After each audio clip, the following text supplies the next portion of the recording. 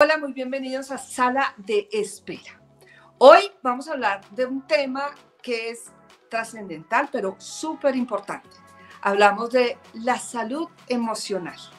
Y qué bueno en esta primera etapa del año pensar en esos detalles tan importantes que tienen que ver con nuestra salud, no solo física, sino emocional. Y que por supuesto, como dicen los expertos, los especialistas, esa salud física también depende de la salud emocional que tengamos. Así que hoy tengo una invitada muy especial, es Rocío Liévano, mi hermana, que es experta en este tema y nos va a acompañar durante este programa para darnos esos tips, esas recomendaciones, esos daticos importantes que necesitamos en nuestro diario vivir. Así que bienvenida, Rocío. Muchas gracias. Y bueno, arranquemos por decirles a quienes nos están viendo y escuchando qué es esa salud emocional. Bueno, tenemos que entender que las emociones existen porque sí, simplemente llegan a nuestra vida, son reacciones fisiológicas. Entonces, como seres humanos siempre estamos viviendo emociones. De hecho, hay varios estudios que indican que el 80% de nuestro día se rige por nuestras emociones, desde que nos levantamos hasta que nos acostamos. Entonces, entender que las emociones son algo fisiológico, algo que llega a partir de estímulos internos o externos, es el primer paso. ¿Sí? Entender que las emociones son parte de nuestra vida, eso nos ayuda a trabajar sobre nuestra salud mental. ¿Cómo manejar esas emociones y cuáles serían esas emociones? Bueno, entonces, primero que todo, sabiendo que las emociones hacen parte de nuestra vida, debemos entenderlas y gestionarlas, no omitirlas. Muchas veces nos han enseñado desde pequeños, no lloren, los hombres no se comportan así, las mujeres no hacen esto, y eso nos genera unas creencias en nuestra vida que no nos permiten gestionar las emociones. Entonces, lo primero es entenderlas, aceptarlas, abrazarlas y gestionarlas. ¿De dónde vienen las emociones? De nuestras creencias. Si yo creo que hoy el día va a ser terrible, el día es terrible. Y mis emociones están asociadas a eso, a que todo me sale mal, a que todo, o sea, no puedo ver la belleza de la vida, no puedo ver lo bonito del día, sino solo lo feo.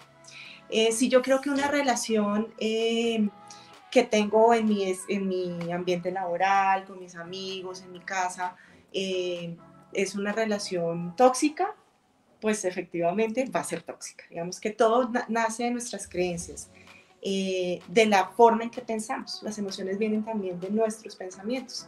Entonces, una forma de gestionarlos, el primer tip es trabajar desde nuestros pensamientos. Bueno, pero entonces vayamos, por ejemplo, a dos escenarios importantes. Esas relaciones en el hogar y en el trabajo, que son bien importantes porque es donde pasamos nuestra vida, ¿cierto? Entonces, si esas relaciones son tóxicas, que mucha gente, por ejemplo, llega al trabajo y no quiere llegar porque no le gusta el ambiente o tiene dificultades con sus compañeros de trabajo, etcétera, o con sus jefes, o en el hogar que tiene unas relaciones demasiado complicadas con su entorno familiar. ¿Cómo hacer? Es decir, ¿cuáles son esas recomendaciones que debemos tener en cuenta para mejorar ese ambiente? Es decir, o me voy de la casa o no vuelvo a trabajar. ¿Qué es lo que debemos hacer? Bueno, primero que todo, también entender que todas las emociones tienen una función en nuestra vida, por eso existe. ¿Sí? Entonces, la tristeza, por ejemplo, nos llega a nuestra vida para mostrarnos que hay ciclos por cerrar, ¿sí? Que hay cosas que elaborar.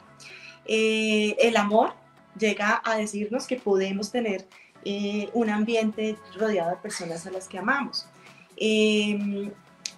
Por ejemplo, la ira nos indica la posibilidad o la necesidad de poner límites, ¿sí? Entonces, cuando nosotros estamos en uno de estos ambientes, que generalmente es el que vivimos todo el tiempo, ya sea laboral, académico o familiar, lo primero es identificar qué estamos sintiendo.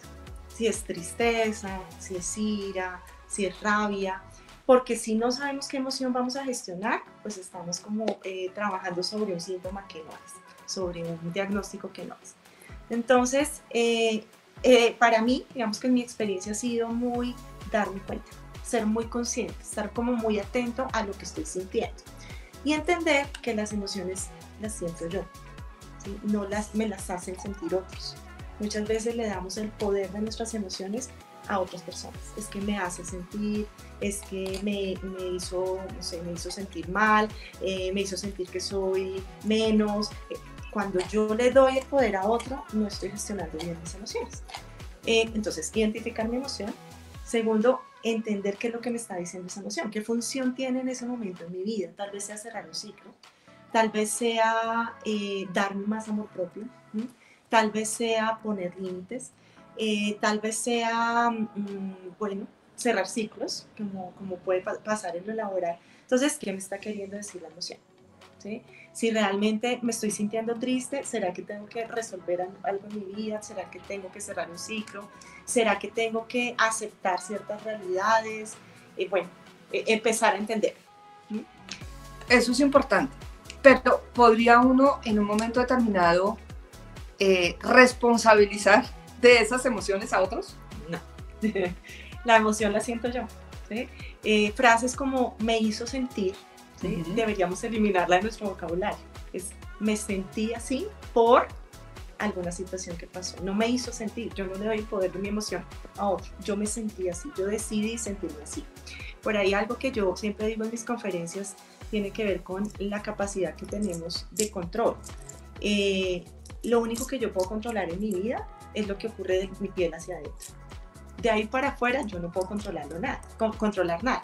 Entonces todos esos estímulos que me hacen sentir realmente me están ayudando a darme cuenta de algo que tengo que resolver en mi vida, de alguna situación que debo cambiar, y por lo tanto pues soy yo el responsable de lo que debo y quiero sentir. Rocío, pero hay veces que, por ejemplo, y seguramente muchos de ustedes también se lo preguntarán, una situación que de pronto se sale un poquito de control y uno le da un dolor de cabeza o siente angustia, ¿no? En ese momento, y uno ya dice, bueno, esto que pasó acá, esto me generó una situación complicada que a veces se convierte en un tema de salud física. Total.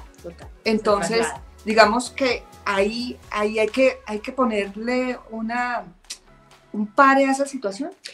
Sí, a ver, digamos que son varios pasos para llegar a hacer gestión de emociones, pero como decíamos ahorita, primero saber qué emoción estoy sintiendo, segundo, qué me lo está haciendo sentir, ¿sí? Entonces ahí es donde yo identifico esas situaciones que me alteran, ¿sí? Pues cuando hablamos de la rabia, cuando hablamos del miedo, cuando hablamos de la tristeza, pues que son las emociones de pronto más bajitas en nuestras relaciones, es entender la situación. Cuando yo veo la situación aparte, digamos, de mi emoción y veo que la puedo cambiar, la cambio, ¿sí? Es decir, si yo salgo aquí de mi casa y hay una materia, yo siempre pongo ese ejemplo, que yo la veo, cada vez que la veo me da rabia, pues la quito de ahí, ¿sí? Entonces quito el estímulo para que la emoción no llegue. Pero cuando hay situaciones que uno no puede cambiar, ¿sí? Es precisamente aceptarlas, entenderlas, y elaborarlas en la vida, ¿no? O sea, todo lo que llega a nuestra vida tiene un sentido, todo llega para nuestra evolución.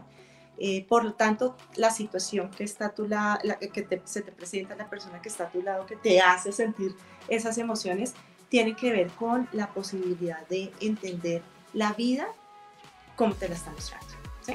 Entonces, sí, efectivamente, uno puede poner límites, puede sacar de la vida a las personas que no le hacen bien, situaciones que no le hacen bien, son perfectamente aceptables, porque hace parte de la gestión emocional. O sea, la gestión emocional no solamente es entender que tengo tristeza ya, sino es que me la produce. ¿Yo puedo hacer algo con eso? Sí, entonces lo hago. No puedo hacer nada, entonces ¿cómo lo puedo involucrar en mi vida o cómo lo puedo sacar de mi vida? Porque efectivamente no puedo. Bueno, si uno quisiera hacer un checklist de lo que ha sido pues sus últimos comportamientos, sensaciones, emociones y demás, podría ser un checklist de lo que quiero hacer en este año, de no hacer esto, de mejorar esta situación.